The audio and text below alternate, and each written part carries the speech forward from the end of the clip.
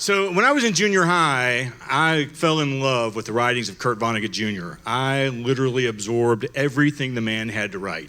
I started with Slaughterhouse-Five, moved to Cat's Cradle, went to Breakfast of Champions, and by the time I ran out of currently published books, I decided I would see what else might be out there, and I ran across this book called Player Piano that he'd actually published in 1957, 1958. The year I was born was 1958, so it kind of resonated with me, and I began to read this book. Anybody read it? Yeah, that's what I thought. So Player Piano is a dystopian, sort of a satirical dystopian novel of what happens when technology is running the world. And so when I began to read the book, one of the things that became clear was all of the manufacturing jobs that people used to have, manufacturing cars, manufacturing other things, had been taken over by computerized robots. Sound familiar? And so the people were when they were in school, they were either on a college and career track, where they would go to the university and get a master's degree to learn how to program the computers and run the businesses, or they would leave high school and go into the Army, or perhaps go into the road and reclamation crew whose sole job was to go out at night and tear up the roads so that they could go back there the next day and rebuild the roads. So one of the things that hit me while I was reading this is I was looking at kind of the themes along the line and thinking about it maybe 30 years later even, is that in most dystopian novels, most dystopian stories, technology has come along in a way that has taken away the imagination of the people. And it's left them in a place where technology is doing great things for them, but it's taken the joy out of living. And so that's sort of where I'm starting today. So this is sort of like the record player that I listened to back in the 60s when I was growing up. And some of you may understand what I'm talking about, but I was too young at the time to own any records. So I would listen to my brother's Beatles albums and his Crosby, Stills, Nash & Young albums and his Simon & Garfunkel albums. And one of the things about listening to albums in the 60s was everything that went on in the songs had to go on in your head. So you would imagine what the bands looked like when they were playing. You would imagine the love song that was going on, and you would sort of play out this scene inside your head about what that was going to look like.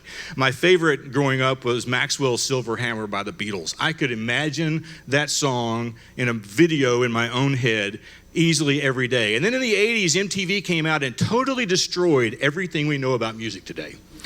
And so as a result, now we don't have to think about what goes on in the songs anymore. They're showing us, they're telling us, and they're saying to us, here's our music, but we don't want you to engage with it the way you used to. We want to just explain it to you in our own words. And when YouTube came out and this kind of technology became ubiquitous, and so we could carry it in our phones in our pockets, everybody was impacted, and part of our imaginative processes were lost as a result of this technology. The same kind of thing with books. When I was growing up, obviously I read a lot. And To Kill a Mockingbird, some would argue, is the greatest American novel ever written. And as we read it as children and we were kind of going through it, we had to imagine, what does Atticus Finch look like? And Atticus Finch looked different to me than he might look to you. The courtroom scene would look different to me than it would look to you. The house he lived in would look different to me. But then they made a movie. And now, in 2016, we know Atticus Finch still looks like Gregory Peck. And no matter how hard you try to get that out of your head, you cannot escape the fact that he is a twin to Gregory Peck. And then when Netflix and Hulu came out, and again, put all of this on our phones and our pockets, everybody has been impacted by this kind of technology change. And again, part of our imaginative processes are lost. Back in the 20s and 30s, news was presented to us on the radio.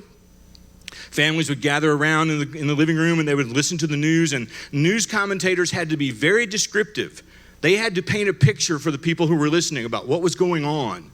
And then somewhere along the line of the 1940s, we decided that we would put that newsreel in a movie theater, and we would show the people what was going on in the war over there in World War II. And so we didn't have to imagine what that battle looked like. We didn't have to imagine what the machinery of war looked like anymore. And then in the 60s, they decided they would just bring the war over there, over here. And they put the Vietnam War in our living rooms while we watched the evening news sitting at our folding tray tables eating TV dinners. And as a result, when the news media went online and became 24/7 on a phone in our pocket, again, part of our imaginations were lost. So what about education? How has technology impacted education? Well, I would argue that technology really has not impacted education very much.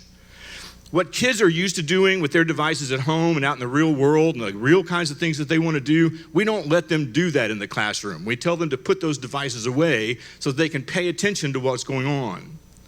In fact, I would argue that the major technology of most classrooms hasn't changed much since it came out in 1812. So I'll give you a case in point.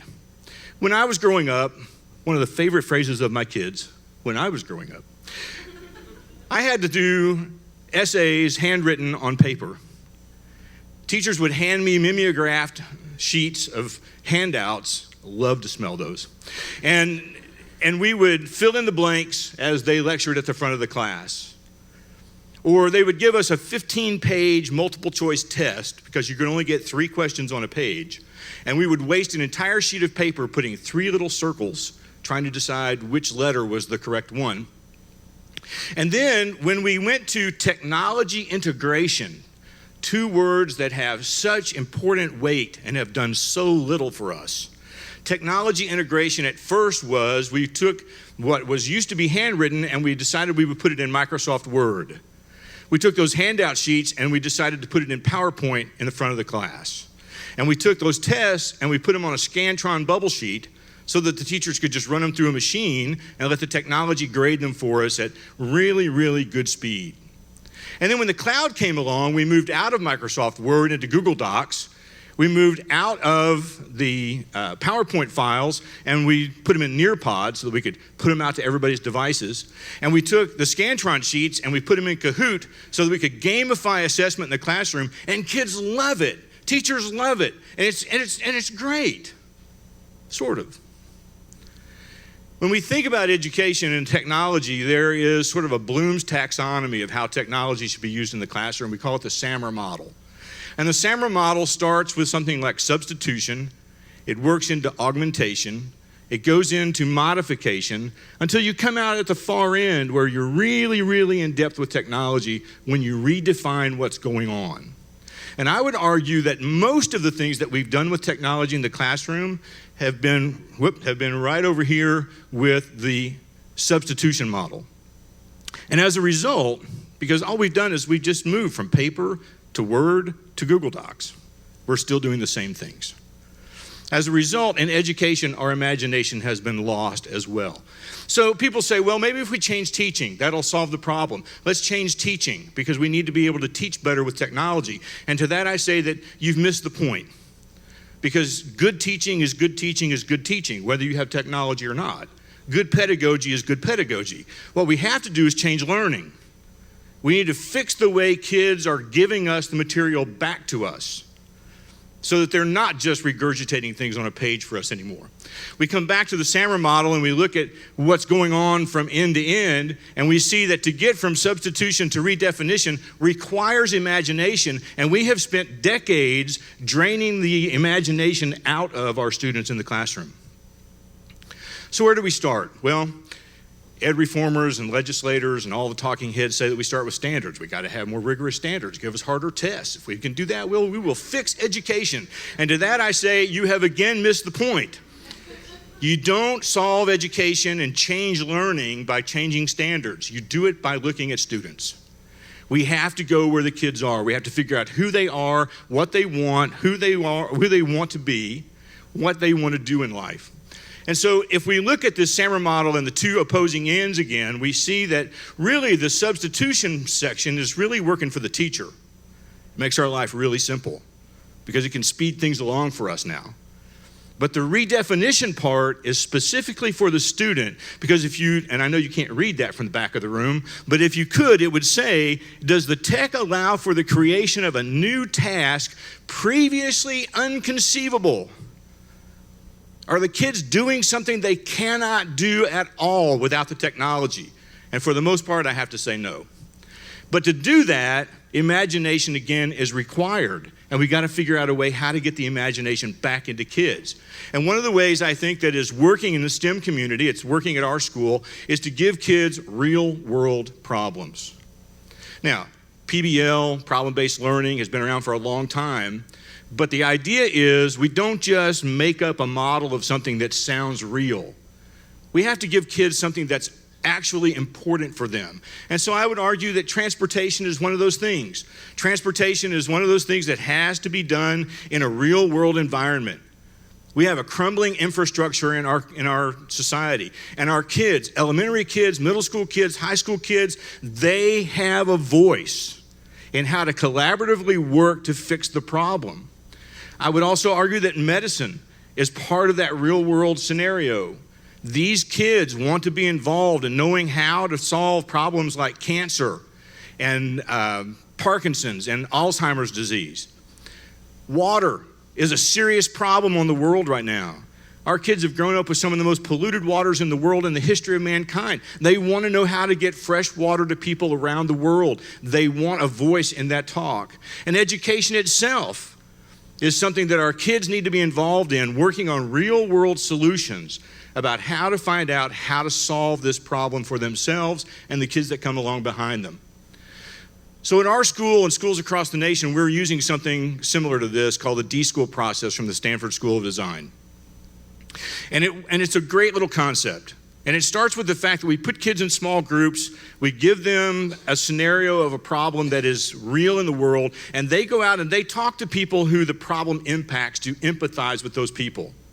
And the idea of empathizing with them is an attempt to try to get them to define exactly the problem they want to solve in this group. And they may come up with a totally different problem to solve than the group next to them. But they define the problem. Once they've defined the problem, they work together to ideate how to solve the problem. And nothing is off the table. They talk about everything. They brainstorm continuously until they finally hit upon something they think might work, and they build a prototype and they test it. Now, in the education world, we say, well done. That was a great job. Here's the rubric. You scored a 90. Let's move on to the next problem. But that doesn't solve the education problem, because in reality, the D-School process looks more like this. The kids empathize, they define, they ideate, they prototype, they test, they fail. They go back, they re-ideate, they redesign, they re-prototype, and they retest, and they fail. And they go back and they ideate again, and they prototype again, and they try again, and they fail. And they continue this process until they get where they want to be. That takes time. That takes energy. It also helps us to restore their imagination. Why? Because kids are no longer striving to get a grade on a report card. They're striving to get a result that will impact the world. And that's much more important. So I would leave you with this. Jamie Kasip, who is the education evangelist for Google, says, we need to stop asking kids what they want to be when they grow up. Instead, we need to ask them, what problem do you want to solve? And when we figure out what problem they want to solve, it's incumbent upon us to help them find the tools, the technology, the skills, and whatever else they need to solve that problem. And if we can do that, if we can come to a place in education where we can do that, then maybe, just maybe, technology can help become the silver bullet to save us all. Thank you.